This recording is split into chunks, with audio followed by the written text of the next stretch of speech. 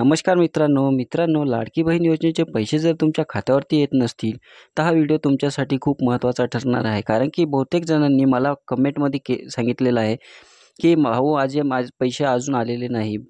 अशा 4-5 कमेंट आल्यामुळं मी हा व्हिडिओ बनवलेला आहे. मित्रांनो, आपल्या चॅनलला सबस्क्राईब केलेले नसेल, तर चॅनलला सबस्क्राईब नक्की करा आणि व्हिडिओ हा शेअर करायला विसरू नका. कारण जेणेकरून हा व्हिडिओ सर्वांपर्यंत पोहोचेल व ह्या योजनेचा सर्व महिलांना लाभ मिळेल. तर मित्रांनो, लाडकी बहीण योजनेचे पैसे येत नसतील, तर तुम्हाला एक काम करायचे आहे. ते म्हणजे पोस्ट ऑफिसमध्ये जाऊन खाते खोलून घ्यायचे आहे व ते खाते खोलल्यानंतर दुसरं काहीच करायचं नाही. सरकार ऑटोमॅटिकली तुमच्या खात्यावरती पैसे टाकायला सुरुवात करेल. पण एक मात्र नक्की, मागच्या महिन्याचे पैसे मिळणार नाहीत.